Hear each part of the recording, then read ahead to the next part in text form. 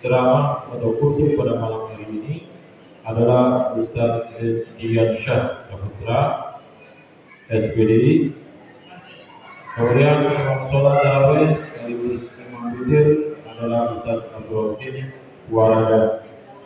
Demikian yang bisa kami sampaikan, kurang lebih mohon maaf. Akhir kalam, Assalamualaikum warahmatullahi wabarakatuh.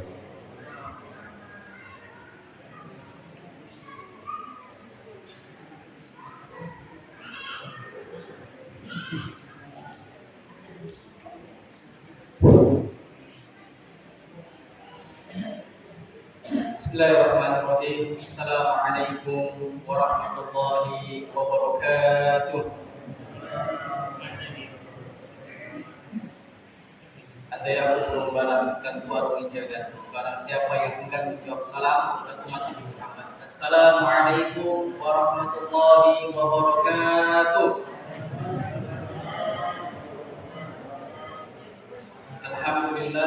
Alhamdulillahirabbil alamin. Assalatu wassalamu ala nabiyyina Muhammadin wa ala alihi wa ashabihi ajma'in.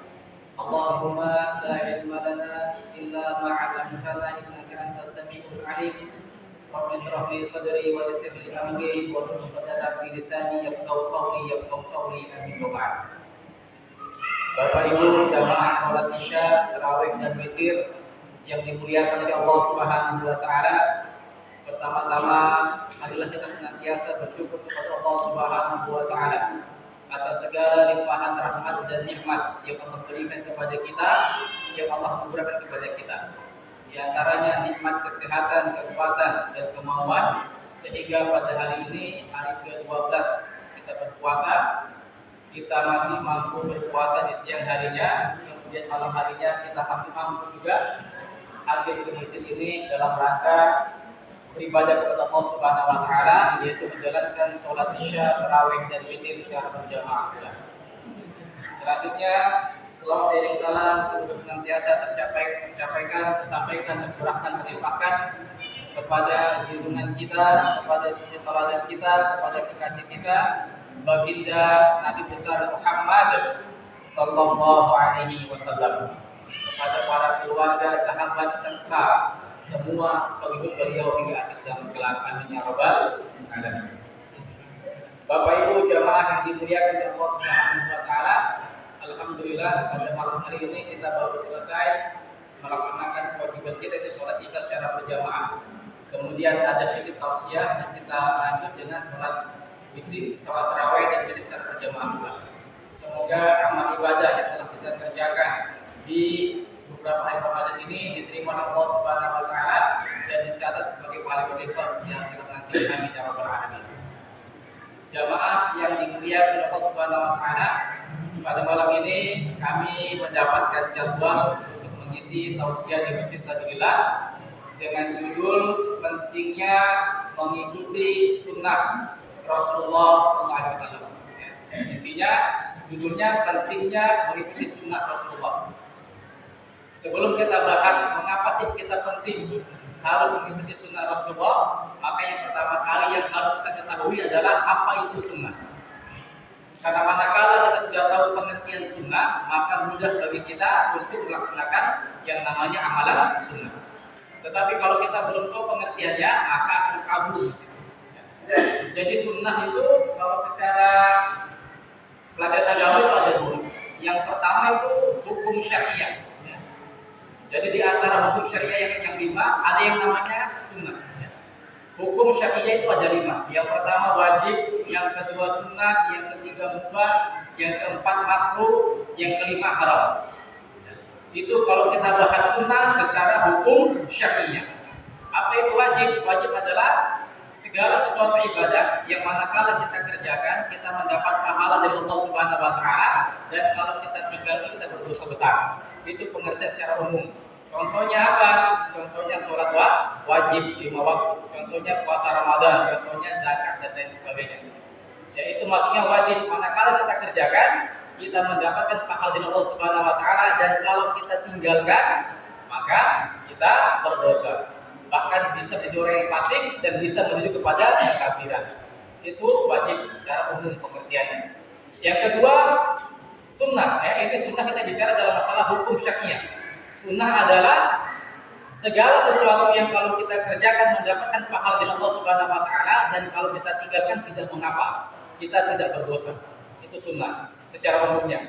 Tetapi kalau pakai pengertian ini, banyak orang yang menganggap sepele sunnah. Kenapa tidak sholat wajib? Akan sunnah saja. Kenapa tidak puasa Senin Kamis? Akan sunnah saja. Ya. Makanya pengertian diganti. Sunnah itu adalah amalan yang manakala kita kerjakan mendapatkan pahala yang besar dari Allah Subhanahu wa taala, kalau kita tinggalkan kita rugi. Ya.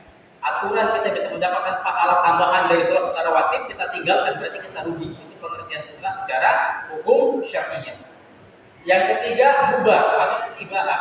Itu kalau kita kerjakan nggak dapat pahala, ya. Kalau kita tinggalkan juga nggak apa-apa. Jadi dia nggak ada dosa, nggak ada pahala di sini. Masalah mubah. Contohnya makan, minum, ya, kerja, tidur. Itu kalau kita kerjakan nggak apa-apa. Kalau kita tinggalkan juga nggak apa-apa. Kenapa? Karena ibadah, mubah. Tetapi kita harus ingat, ya, al-farqu bainal 'adati wal ibadah wal niyah. Perbedaan antara ibadah dan kebiasaan adalah niat. Jadi makan itu perkara mubah, ya. Tapi manakala makan kita niatkan untuk beribadah kepada Allah Subhanahu wa taala, maka makan mendapat pahala dari Allah Subhanahu wa taala karena sudah menjadi ibadah. Mencari nafkah itu mubah. Tapi manakala mencari nafkah kita niatkan ibadah kepada Allah Subhanahu wa taala untuk nafkah keluarga kita, maka bernilai pahala karena sudah bernilai ibadah. Kenapa? Pembedanya adalah niat. Yang ketiga, makruh, ya. Makruh itu segala sesuatu yang kalau kita tinggalkan dapat pahala, kalau kita kerjakan, ya, tidak apa-apa. Makruh. Jadi kalau ditinggalkan dapat pahala, kalau dikerjakan nggak apa-apa. Itu makruh biasanya. Ya. Biasanya banyak makruh. Contohnya kita makan bawang sebelum sholat. Ya. Itu kalau kita bisa tinggalkan kita dapat pahala. Tapi kalau kita kerjakan nggak apa-apa, cuma dia dibenci. Kenapa? Karena mengganggu orang yang di sebelah kita. Itu makruh. Dan yang kelima hukumnya, hukum syariah adalah haram. Yang kalau dikerjakan berdosa besar, kalau ditinggalkan berpahala, itu haram.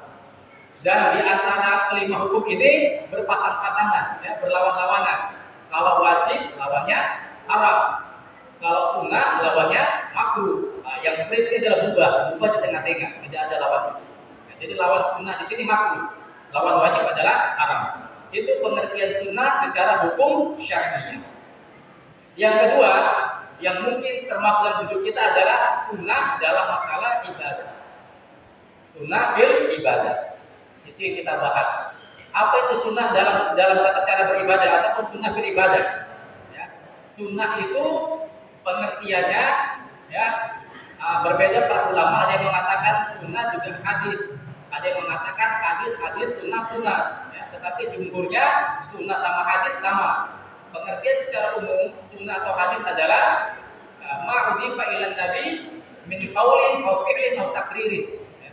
Jadi sunnah itu secara bahasa pengertiannya apa-apa yang disandarkan kepada nabi, baik itu perkataan nabi, baik itu perbuatan nabi, baik itu persetujuan nabi, baik itu sifat nabi, baik itu bentuk fisik nabi, baik sebelum diutus menjadi nabi sampai beliau meninggal. Itu pengertian secara luasnya. Jadi secara luasnya adalah sunnah adalah semua yang dikerjakan Nabi, baik perkataannya, baik pekerjaannya, baik kesepakatannya, baik bentuk fisiknya, baik style Nabi, ya, baik sifat Nabi, itu termasuk sunnah. Jadi kalau kita berangkat dari pengertian sunnah ini kalau dalam masalah ibadah, maka ternyata hukum sunnah sendiri itu berbeda-beda. Kalau kita mengacu kepada pengertian sunnah, ada sunnah Nabi yang hukumnya wajib, ada juga sunnah Nabi yang hukumnya sunnah, bahkan ada juga sunnah Nabi yang hukumnya haram. Ya, kalau kita mengacu kepada pengertian tadi, walaupun nanti ada pembatasan dari Al-Quran dan dari lain. Contoh, pengertian sunnah tadi adalah semua yang dilakukan Nabi, baik perkataan, perbuatan adalah sunnah. Berarti kalau begitu secara tidak langsung sholat wajib termasuk sunnah. Kenapa termasuk sunnah? Karena Nabi mengerjakan sholat wajib. Tetapi sholat wajib adalah sunnah Nabi yang hukumnya wajib. Tapi kalau secara bahasa dia sunnah. Kenapa? Nabi melakukannya. Bukan berarti sunnah kalau ditinggalkan nggak apa-apa, enggak. Tapi dia sunnah yang hukumnya wajib. Ada sunnah Nabi yang hukumnya sunnah. Apa contohnya? Sholat rawatib. Nabi juga sholat rawatib. Nabi juga puasa Senin Kemis. Kalau kita puasa hukumnya sunnah. Kenapa? Karena puasa Senin Kemis rawatib Nabi kerjakan. Dan kalau kita kerjakan hukumnya sunnah. Kenapa? Karena ada juga dalilnya yang kata itu sunnah bukan wajib. Dan yang ketiga, bahkan ada juga sunnah Nabi yang hukumnya haram. Ya. Memang ada pembatas dari Al-Quran. Contohnya apa? Contohnya kalau kita belajar sejarah, Nabi itu istrinya berapa? 11. Ya toh?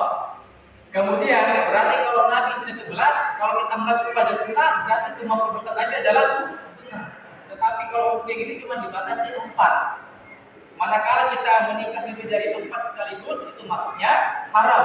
Loh, kok haram? Nabi kan 11. Iya, itu hak istimewa Nabi dan untuk umatnya ditetapkan 4. Berarti ada juga hukum sunnah yang hukumnya haram.